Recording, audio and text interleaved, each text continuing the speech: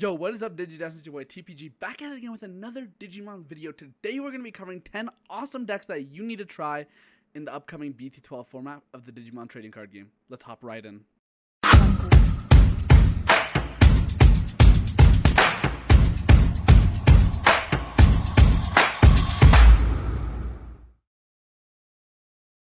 Hey guys, before we get started with today's video, I do want to talk to you about today's video sponsor, and that is the My Hero Academia collectible card game.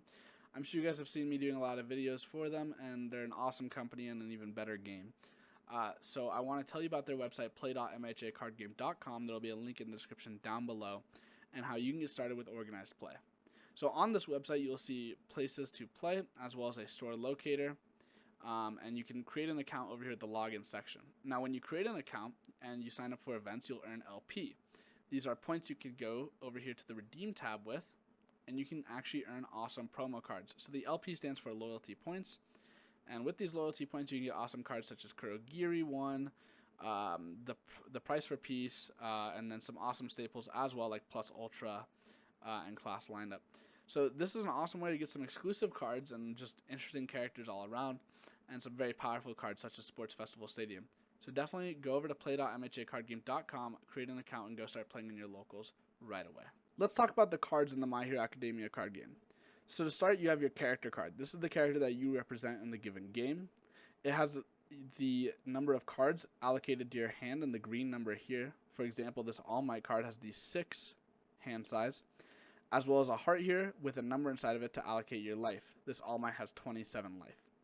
Below that, we have 3 symbols. These symbols correspond with what type of cards you can play in your deck. And then we have a text box to show what effects the character has. They can have enhance or response effects. Next, we have the attack cards. This is how you deal damage to your rival player. The attack cards have the cost in the corner that you need to check and pass in order for the attack to go through. You have the corresponding 3 symbols here in order to allocate that you can play them in those decks, as well as the indicator for which direction the attack is going, in this case up, as well as a number showing how fast it is going, in this case 5. It also has a damage indicator, in this case 6, below that. It also has its own effects in its attack. Next, we have foundations. These are cards that you can use to progress your game state. They typically have lower costs, as well as also having those corresponding symbols on which decks you can play them. They also will have effects after you play them, and they will stay on your field until they are removed. Next, we also have assets. Assets are cards that stay on the field and alter the game in some sort of way. They will have a corresponding symbol to what type of can use them, as well as effects that are permanently on the field, as well as effects that the player can use. For example, the Sports Festival Stadium, when it's your stage card, after a player takes damage from an attack, they lose an additional 1 health. This allows you to deal extra damage throughout the game. An awesome card we talked about earlier was Plus Ultra. This is a staple card seen in most decks. This is an action. Actions are cards that can be used on either player's turn to allow for effective game play. Now, they don't have costs because they can be played in any deck. This is very important when you're playing an action, as most cards do have these costs, but you need to look at actions to make sure that your action does not have that. These actions can be put in any deck. Actions have effects. For example, Plus Ultra says when attempting to block with this card, reduce the speed of your rival's next attack to 0. This effectively makes it easier to block your rival's next attack, thus helping you progress your game state and win. Those are the cards in the My Hero Academia collectible card game so far. You can see more videos of the card game on my channel. Go through and check out our All Might vs. All for One Clash deck opening, or our League of Villains booster box opening to see some of their awesome new product. Let's get right back to the video. Okay guys, here we are with 10 awesome decks that you need to try in BT12. So how this is going to work is I have chosen 10 decks that are in BT12, whether they have new support or they're brand new decks. And I'm going to cover them for you guys here today to show you, some sample deck lists, as well as go over the takeaways of each deck. Now the face cam is off because I don't want to cover any of the sample deck lists, so I'm sorry about that, but let's hop right in. The first one here is Shine Greymon. So we're going to do a deck breakdown, and then I'll go over the deck. So we have 4 Koromon, 4 of the Digiburst Agumon, so when it's Digibursted, it goes back to your hand. 4 Agumon X Antibody, and 4 of the new Agumon. We have 1 Agunimon for hybrid for game scenarios, 2 of the Digiburst Geo Greymon. It's Digiburst 1. It's Digiburst 2, actually, I believe. Digiburst 2, delete a 5k or less. 3 Geo Greymons. And then we have 4 of the new Geo Greymon from BT12. We have 3 of the old Rise Greymon. 3 of the new Rise Greymon from BT12. As well as 2 copies of Rise Greymon X Antibody. We have 4 of the new Shine Greymon. 3 Red Memory Boost. 2 Shining Blast, 1 Sunrise Buster, 4 of the original Marcus Damon, 2 Cody Hide, and 4 of the new Marcus Damon. So that's a deck breakdown. I'm not going to go over every single card because we have a lot of decks to go through, and that would take a lot of time to do a deck profile for each one. The main takeaways you need to know, though, is that Shine Greymon allows you to attack with the new Marcus Damon. And it is a very tamer-heavy deck, so a lot of the cards search tamers or play tamers out for free. So it's a control style of deck, and it uses control via DP reduction, right? So like Shine Greymon DP reduces, Cody DP reduces, Rise Greymon X DP reduces.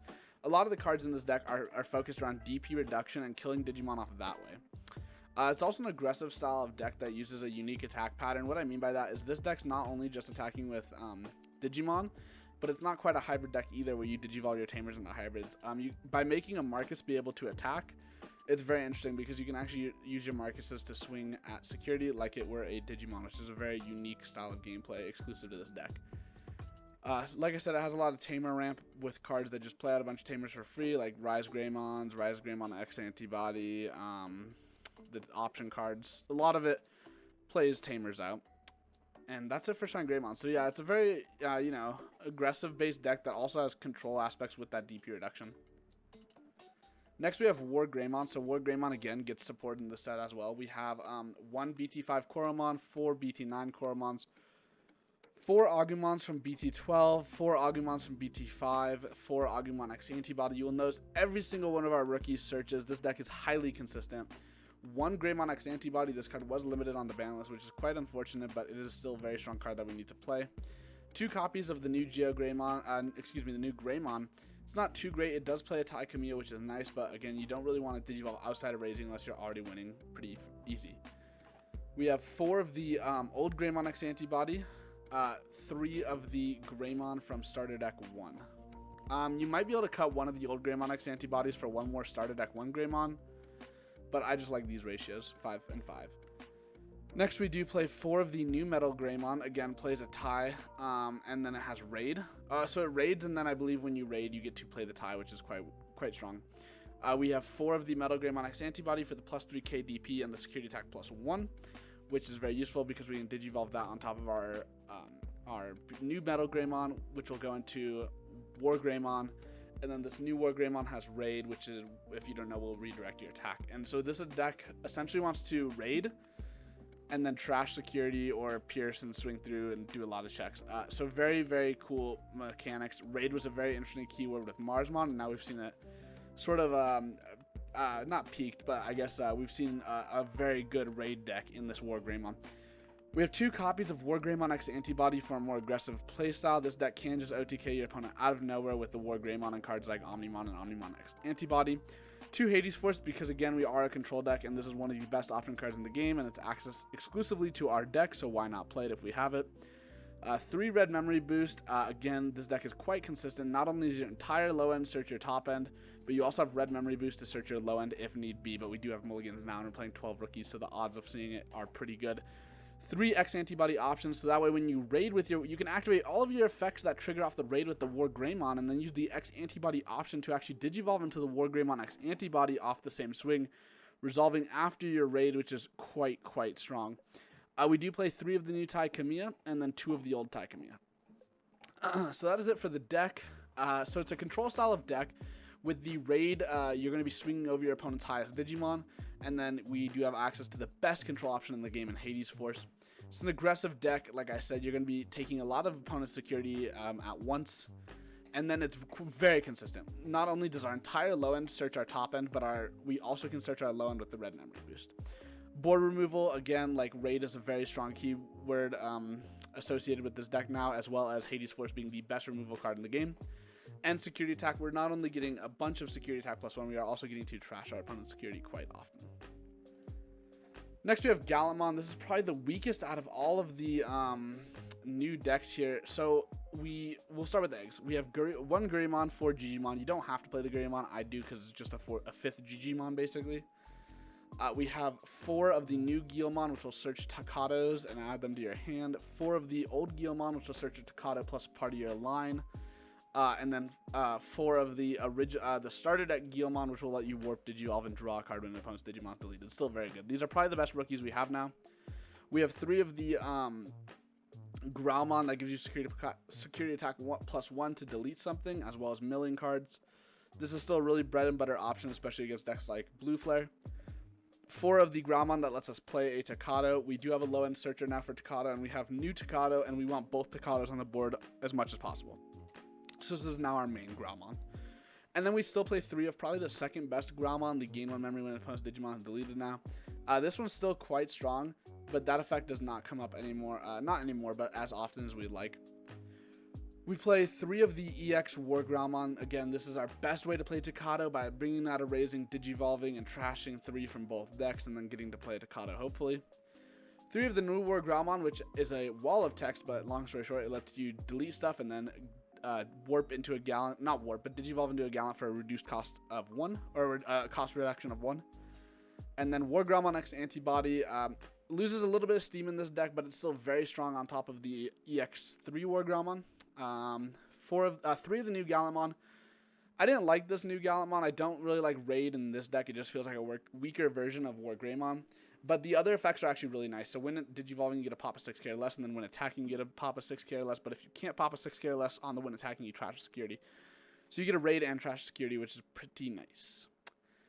We play 2 Gallantmon X Antibody. This deck has a really nasty play if you have X Antibody option underneath that Gallantmon when you raid. Again, same thing as War Greymon. You activate all of your Gallantmon effects before you activate that X Antibody, allowing you to go into that Gallantmon X Antibody, swinging over, raiding over the body on board, and then proccing the Gallantmon X Antibody's effect to trash security. Very strong. We still play 2 copies of the 3-cost Gallantmon. This is honestly just the best for consistency. Because it's only 3 cost, you don't need anything extra to go into this guy. Unfortunately, the new one is a 4-cost, which sucks, but because the new Gallantmon can reduce it by 1, that is quite helpful. But the new War Growlmon also can reduce this one to 2, which is useful. 2 Crimson Mode, arguably still one of the best finishers in the game, especially with the best deck in the format being Beelzemon. This deck does Crimson Mode does one-shot Beelzemon, so there's that, but the odds of you outspeeding Beelzemon are quite low. 2 copies of Red Memory Boost. Again, not as consistent. Your low end's quite consistent and can search a lot of your pieces, but there's nothing really to help you get those pieces, as well as because your deck does cost quite a bit of memory, you do need those Red Memory Boosts. 2 copies of X Antibody. You could argue bringing it up to 3 and cutting 1 Red Memory Boost, but 2 is really all you need because you only play 2 Gallantmon X Antibody.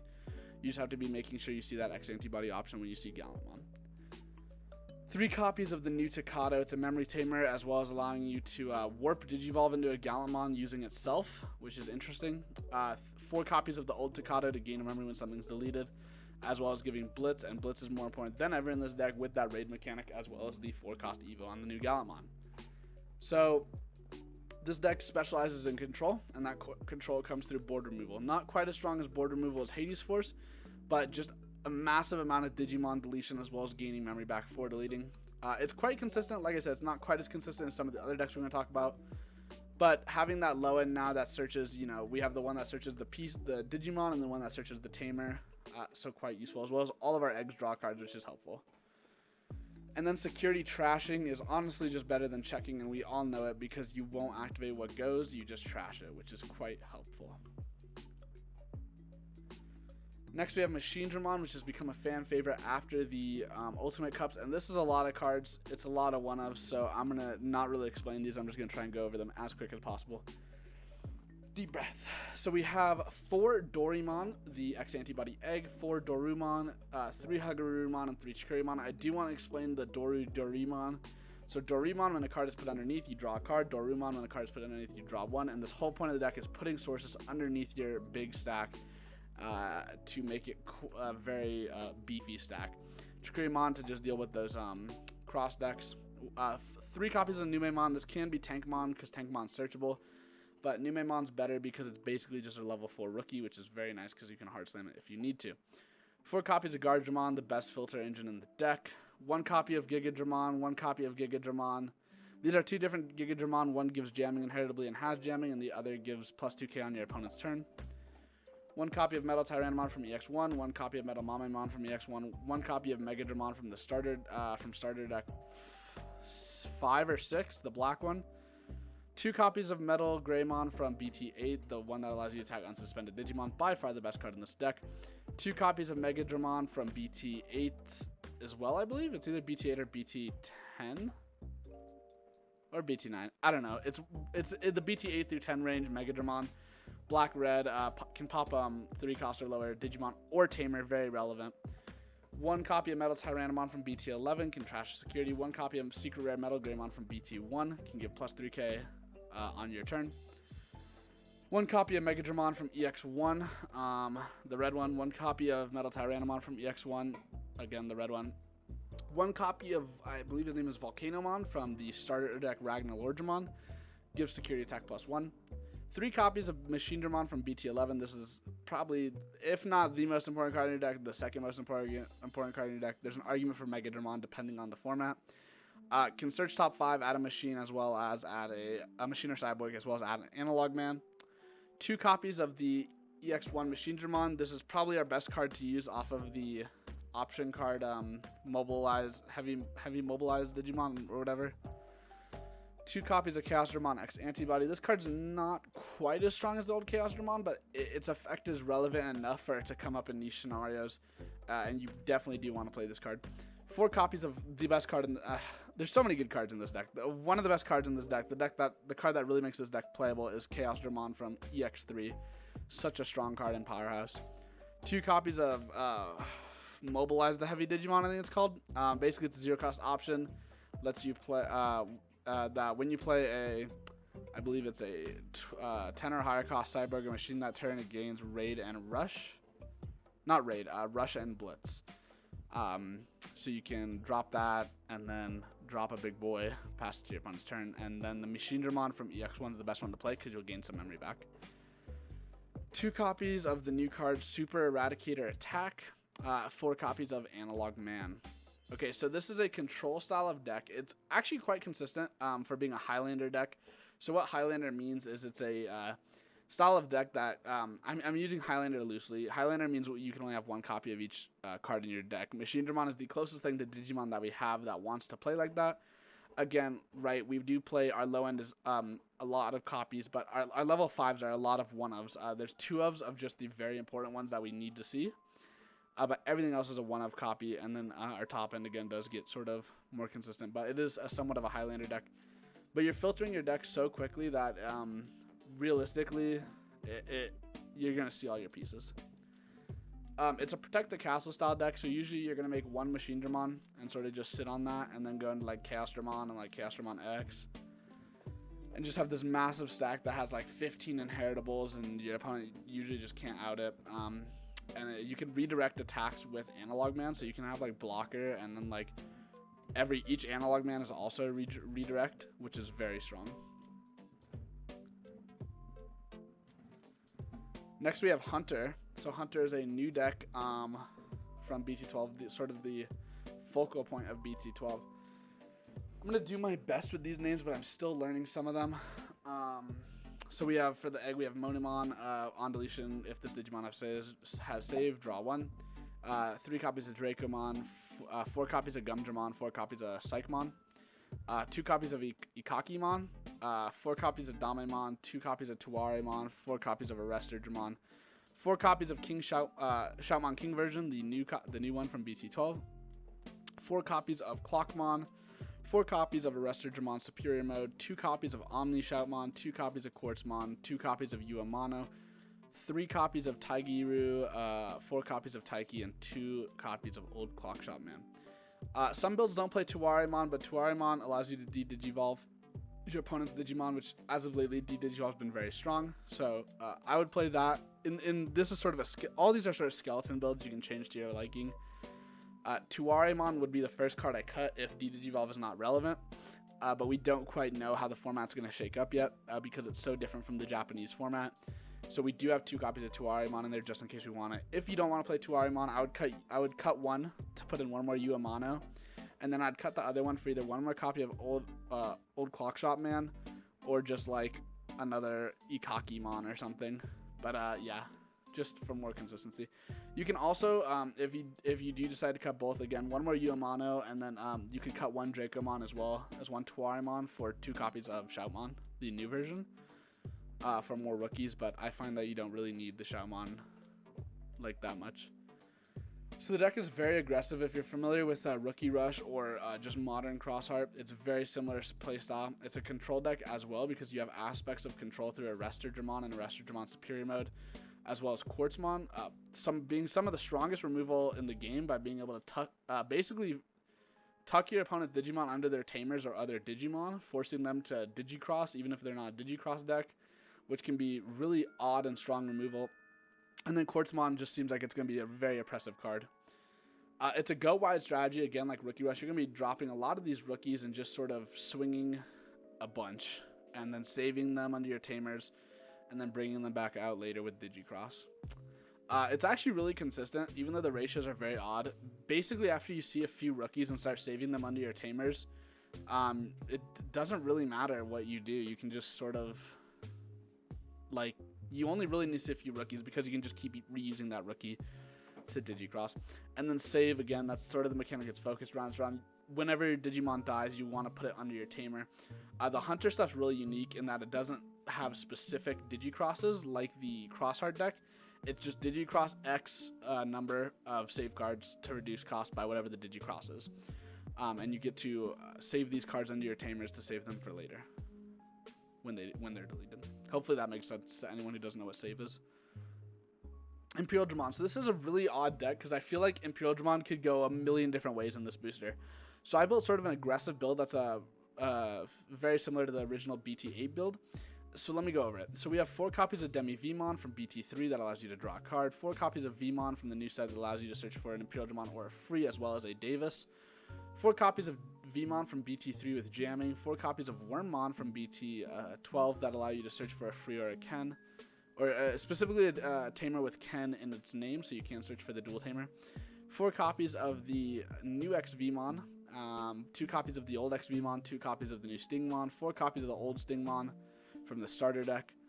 4 copies of Pyildramon from the starter deck, and 3 copies of Dino Beamon from the BT12.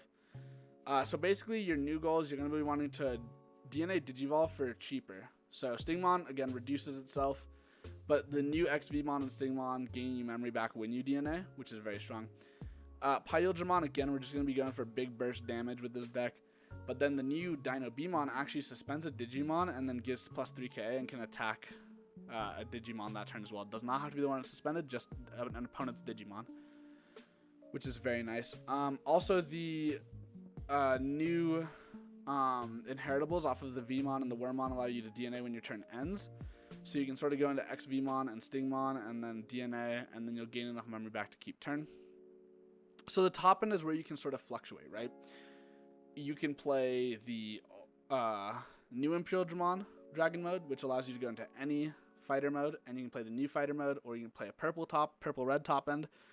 I think the most consistent option is the starter deck Dragon mode, as well as the starter deck, the BT8 fighter mode, allowing you to gain more advantage back, DNA again, and then do a lot of pressure with that fighter mode.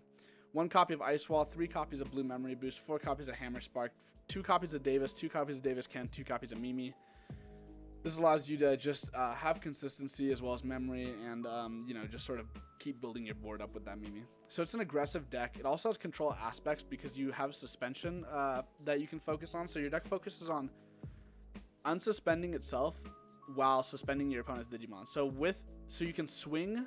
Oftentimes you can swing over an opponent's Digimon because you'll have suspended it somehow, and then you can unsuspend and swing out security, or you can unsuspend, swing out another Digimon, or you can bottom deck stuff, or you can bounce stuff. It's very good.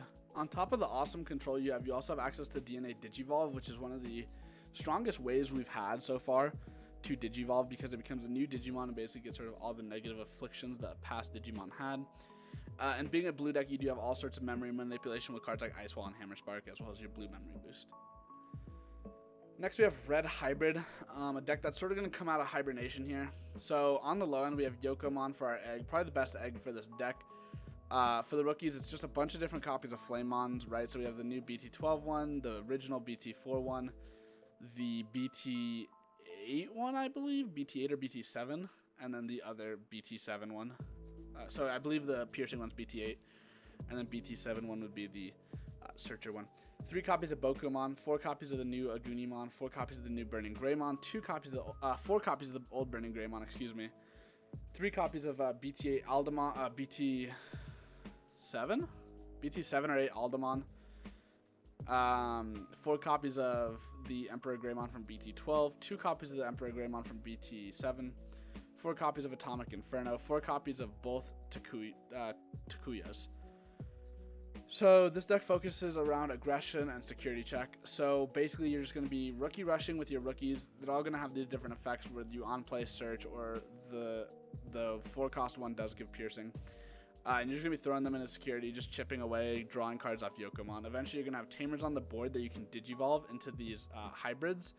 And then these hybrids are going to give you effects as well as the tamers giving inheritable effects. And then the Emperor Greymons both are just very aggressive cards, as well as having the new one has a deletion effect as well. Atomic Inferno giving you those extra security checks and making your opponent not want to block. And then built-in ADP through Aldemon is what makes this deck very good. So Aldemon has the effect that if this is Digimon Hybrid or 10 Warriors in its traits, your opponent's security options don't activate, which is very strong. And then again, this deck being a hybrid deck means you do just get slammed down a bunch of tamers, and your opponent has to be quite worried of what those tamers are going to do. The new Takuya also sets you to 3 memory, which is very, very, very powerful in this deck.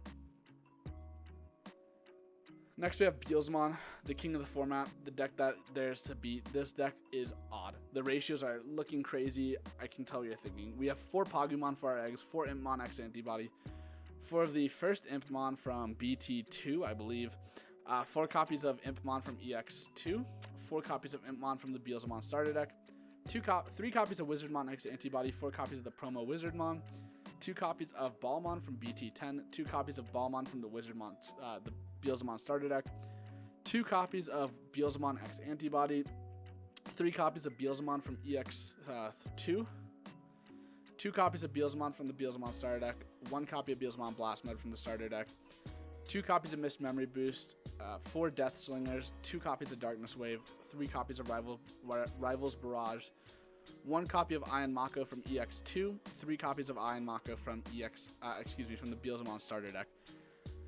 Whew, that was a mouthful. But this deck is incredibly aggressive. You're just going to be chucking your rookies at security early on to get these aggressive mills. If you have the original Impmon on top of the Pagumon, so Pagumon has On Deletion Trash 2 from the top of your deck, Impmon has On Deletion Trash top 3.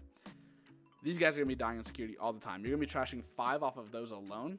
And this is a mill deck. If you guys couldn't guess already, almost all of your cards have graveyard effects. So when they're trashed from the deck to the deck to the trash, you get a proccing effect, whether it's gain a memory, delete something, trash more cards, etc., etc., etc., play something. So yeah, it's quite strong. So it has a high security check pressure as well with the Beelzemon from the starter deck. It's a security trash deck as well, which, as we talked about before with Gallantmon, is the best way to remove security is via trashing. And the new Beelzemon X Antibody trashes 1 for every 10 in your trash, and usually you'll have about 20 to 30, so 2 to 3. It's a go wide deck because early on you are just going to be digivolving these Impmons and hard playing these Impmons to mill as many cards as you can and chip your opponent's security as little as you can to hopefully trash the rest with Beelzemon and swing for game. It has memory manipulation as well because you have 8 cards that gain you memory when they're sent to the trash, being Wizardmon and Deathslinger, and you're also able to sort of manipulate that by, setting certain cards to the top of your deck that you'll mill, or milling extra cards. And like I said, it's a mill deck, so you're going to be doing as much as you can to just mill your deck to have very few cards left in deck. But it's very hard to deck out because of the new Iron Mako from the Beelzemon starter deck, where you can basically just keep putting a card from your hand to the top of your deck whenever you digivolve, which allows you to keep at least 1 card in deck at all times. And Digimon, you do not deck out until you cannot draw for a turn. So if you have 0 cards in deck at all during your turn, you're still fine. It's just by the end of your turn, you have to make sure you have at least 1 card left in deck to draw for a turn, and then just do it all over. This is the deck to beat in the format, and quite honestly very, very strong. Next, we have an old friend, right? We have Crossheart. This is right now in BT11 post banlist, post Beelzemon starter deck format. This is the best deck. This deck is my baby, and I really like. We only got one new card, really. Well, we got two, I guess. We got 2 new cards that we're gonna play, right? So this is 4 Pikmons, 4 Sparrowmons, 4 Shoutmons, 4 Starmons, 4 Ballistamon, 1 Shoutmon King version from BT10, 1 Shoutmon King version from BT12, 1 copy of Shoutmon X4, 4 copies of Shoutmon X3, 4 copies of Darulamon, 2 copies of Omni Shoutmon, 2 copies of Shoutmon X5, 2 copies of D Greymon, 3 copies of Shoutmon X7, 2 copies of Shoutmon X7 Superior Mode, 2 copies of Zenjiro, 4 copies of Taiki, 4 copies of the Triplet Tamer, and 3 copies of Akari. So this deck is very aggressive. It's a go wide strategy. Again, you're going to be doing a lot of low to the ground Digimon, just swinging at security and saving them. Again, we're bringing that keyword back up. But this time we got one of the best cards in the game from this set. We have Shoutmon X7 Superior Mode. So this has Digicross Infinite. Okay, it's Digicross 1 Infinite. It's a 15 cost. So the Infinite just has to be different card numbers and card names. Actually, it'd be just different card numbers. And then it gets very big, as well as your opponent's security effects don't activate. So no security effect will activate, which is huge, very strong.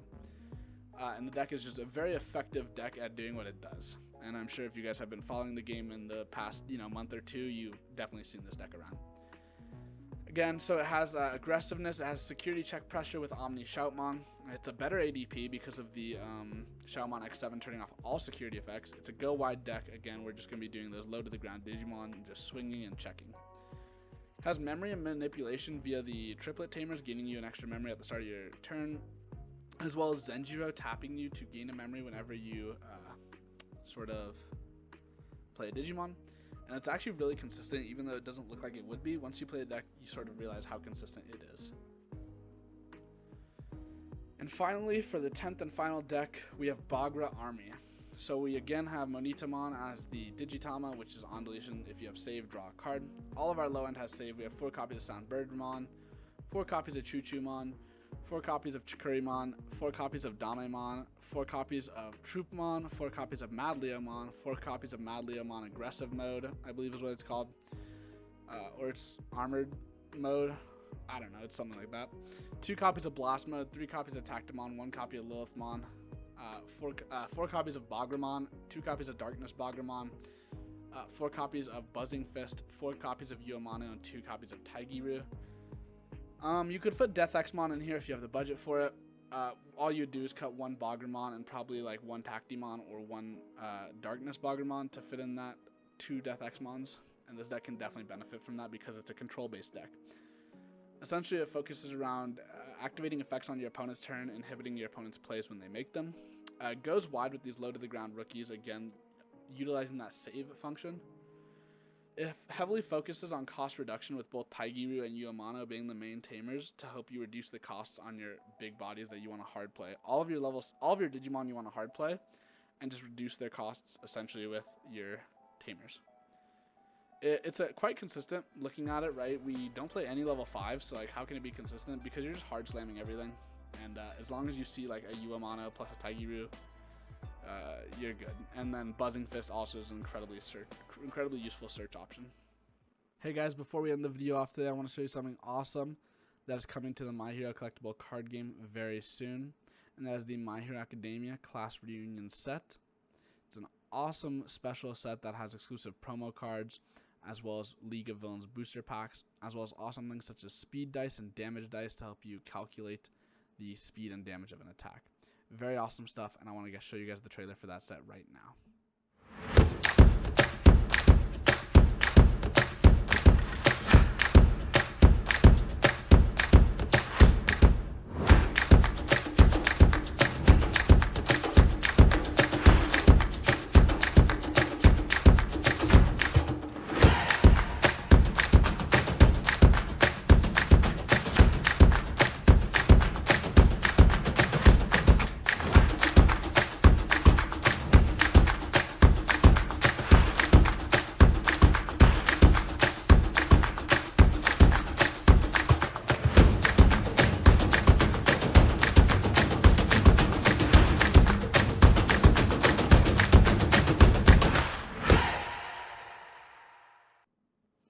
Thank you guys so much for watching and checking out this video. If you liked it, please let me know by leaving a like and writing a comment down below. And let me know which deck you are looking forward to most in BT12.